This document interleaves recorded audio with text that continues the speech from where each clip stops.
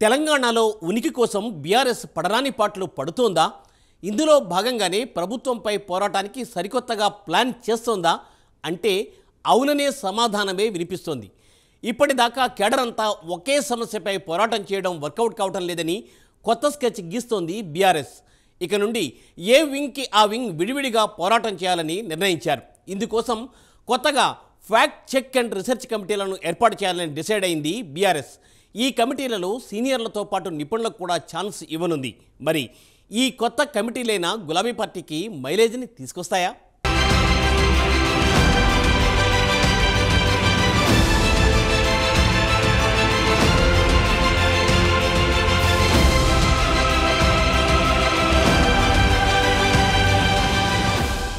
Political గా దెబ్బ మీద దెబ్బ తగిలి ఉక్కిరి బిక్కిరి అవుతున్న బీఆర్ఎస్ మెల్లిగా తేరుకుంటూ వచ్చే ఎన్నికలకి ఇప్పటి నుంచే యాక్షన్ ప్లాన్ మొదలు పెడుతోందట. 10 ఏళ్ల పాలనా కాలంలో జనానికి దూరమయ్యామా అన్న ఆత్మ పరిశీలన పార్టీ పెద్దల్లో మొదలైందని అంటున్నారు. పోగొట్టుకున్న చోటే వెదుక్కోవాలనుకుంటూ ఇక దూకుడుగా జనంలోకి వెళ్లే ప్రయత్నాల్లో ఉన్నట్టు టాక్ వినిపిస్తోంది. ప్రభుత్వంపై పోరాటం చేయాలంటే ముందు ప్రజల సమస్యలపై అవగాహన ఉండాలి. కాబట్టి అటువైపు దృష్టి సారిస్తోందట గులాబీ పార్టీ అధిష్టానం. ప్రజా సమస్యలపై ఆల్రెడీ అవగాహన ఉన్నా ఇప్పటి పరిస్థితులకు అనుగుణంగా ఏం చేయాలో నిర్దేశించుకుని పోరాట మార్గాన్ని ఎంచుకోవాలనుకుంటున్నట్టు తెలిసింది. ఏదో గుడ్డెద్దు చేలో పడ్డట్టు పార్టీ మొత్తం ఒకే సమస్య వెంటపడడం కాకుండా ఏ వింగ్కు ఆ వింగ్ విడివిడిగా పోరాటాలు చేస్తూ ప్రభుత్వాన్ని ఇరుకున పెట్టాలన్న ప్రణాళికలు రూపొందుతున్నట్టు చెప్పుకుంటున్నాయి గులాబీ వర్గాలు. అందుకోసం నిజ నిర్ధారణ కమిటీలు, అధ్యయన కమిటీల పేరుతో కొత్త విభాగాలను సైతం ఏర్పాటు చేయబోతోందట గులాబీ పార్టీ. పార్టీకి చెందిన సీనియర్స్, ఆయా సమస్యలపై పూర్తి అవగాహన ఉన్నవాళ్లకు ఈ కమిటీల్లో చోటు ఇవ్వనున్నట్టు ప్రచారం జరుగుతోంది.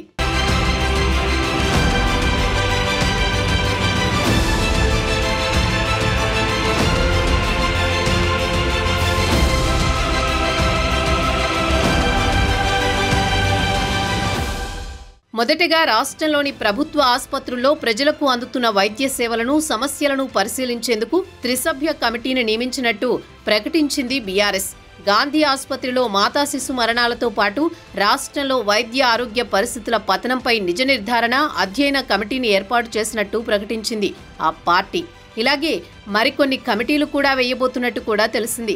బీసీల సమస్యలపై అధ్యయనం కోసం బీసీ నేతలతో ఒక కమిటీ, రైతు సమస్యల విషయంలో పార్టీ రైతు నాయకులతో మరో కమిటీ, మహిళలు, నిరుద్యోగులు, విద్యార్థులు ఇలా రకరకాల సమస్యలపై ఆయా విభాగాల సీనియర్స్, అవగాహన ఉన్నవారితో కమిటీలు ఫామ్ చేయాలని భావిస్తోందట గులాబీ అధిష్టానం.